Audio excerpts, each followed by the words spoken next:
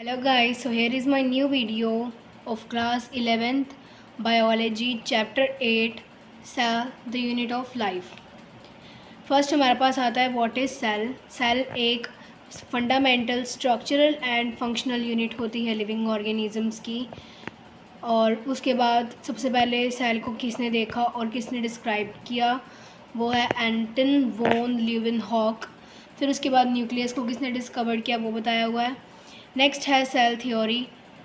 Schleiden ने explain किया था लार्ज नंबर ऑफ प्लांट्स और ऑब्जर्व किया था दैट ऑल प्लांट्स जो है compose of different kind of cells which form the tissue of the plant.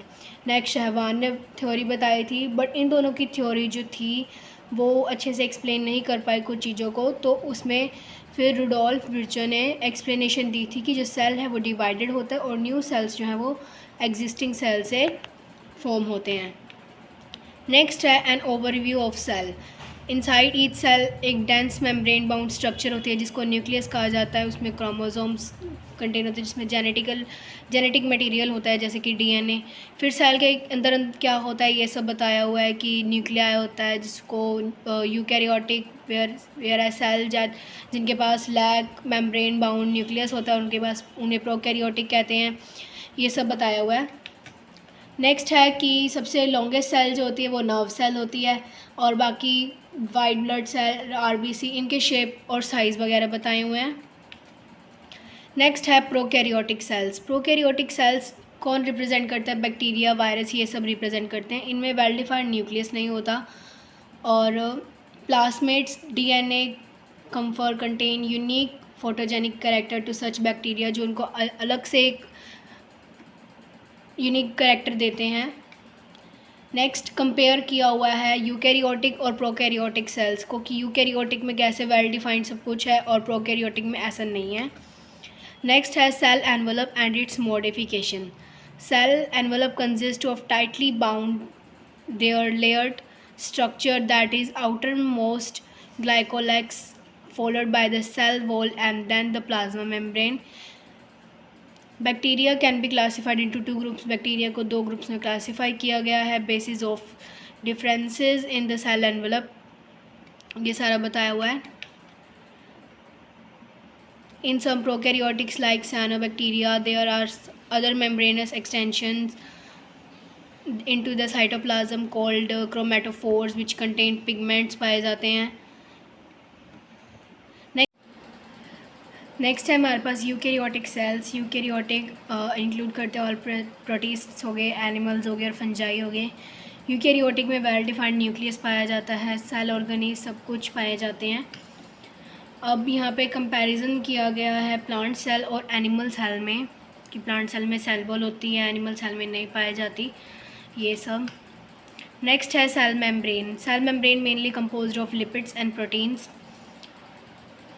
ये सब कुछ बताया गया है इसमें। ये सेल मेम्ब्रेन का डायग्राम है कि fluid Mosaic model of plasma membrane. ये प्लाज्मा मेम्ब्रेन का मतलब वही सेम ये सब आगे बताया गया है।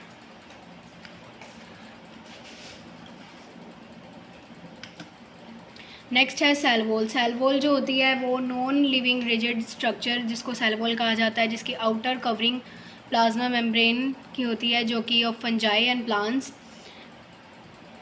एंड नेक्स्ट है cell wall is not giving इसकी कोई ओनली गिव शेप नहीं होती है सेल की और ये प्रोटेक्ट करता है सेल को और उसके मैकेनिकल डैमेज से और इन्फेक्शन से उसे प्रोटेक्ट करता है।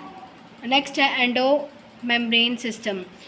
While each of the membranous organelle is distinct in the term of its structure and function, many of these are considered together as an endomembrane because their function are coordinated. Endomembrane organelles जो होती है वो distinct होती हैं in term of structure और functions में, बहुत अलग होती हैं ये, और बहुत सी इसमें से ऐसे कंसीडर की जाती हैं जो कि उनके फंक्शंस जिनके क्या होते हैं कोऑर्डिनेटेड होते हैं। इसमें आता है endoplasmic reticulum.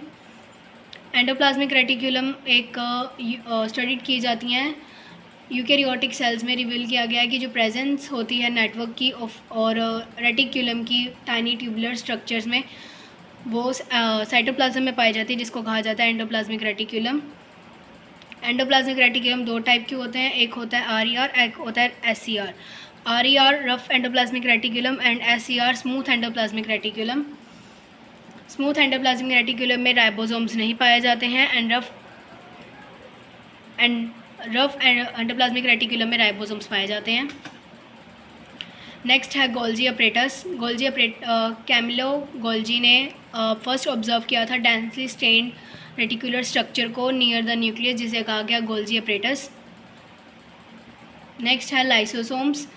These are the membrane bound vesicular structure जो फॉर्म की जाती हैं प्रेजेंस ऑफ पैकेजिंग। जो पैकेजिंग होती है गोल्जी अपरेटस में, उसको मेम्ब्रेन बाउंड स्ट्रक्चर को करना फॉर्म, वो लाइसोसोम्स में किया जाता है। फिर आता है vacuoles. Vacuoles is bound by the single membrane, जिसको कहा जाता है टोनोप्लास्ट। फिर आता है mitochondria. Number of mitochondria per cell is variable depending on the physiological activity की। सेल की जो फिजियोलॉजिकल एक्टिविटी है उस पर सेल की उस पर डिपेंड करता है, जिसको कहा जाता है नंबर ऑफ माइटोकॉन्ड्रिया।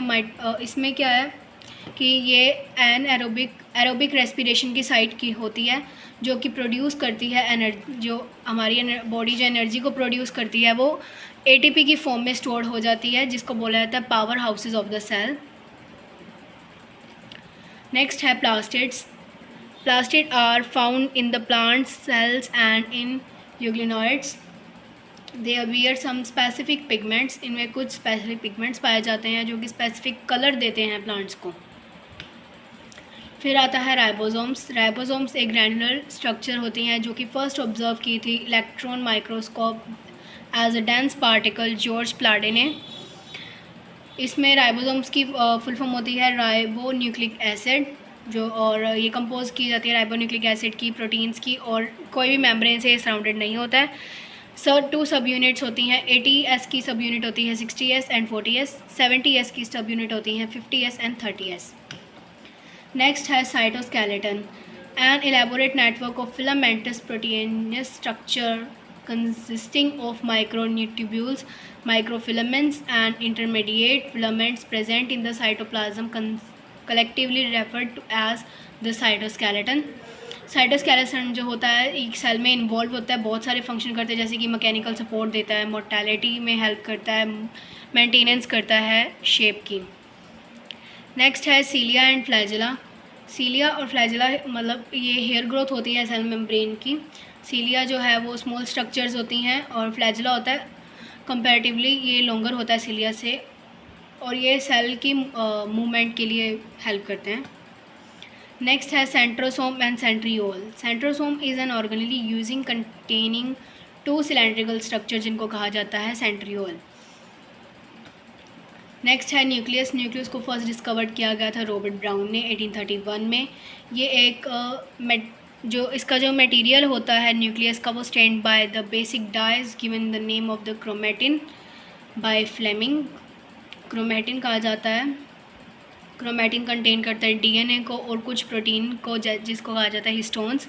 सब नॉन हिस्टोन प्रोटीन भी होते हैं और आरएनए भी होते हैं। एक सिंगल ह्यूमन सेल में approx 2 metre long thread of DNA पाया जाता है, डिस्ट्रीब्यूटेड 46 क्रोमोसोम्स में डिस्ट्रीब्यूट। नेक्स्ट है क्रोमोसोम्स को 4 टाइप में क्लासीफाई किया गया है, मेटासेंट्रिक, सब metacentric, acrocentric and telocentric.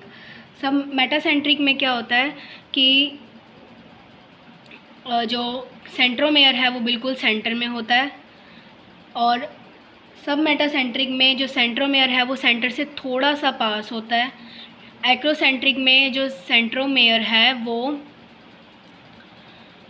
And के बिल्कुल पास होता है थोड़ा सा, एंड टीलोसेंट्रिक में जो सेंट्रोमेयर है वो एंड पे होता है बिल्कुल।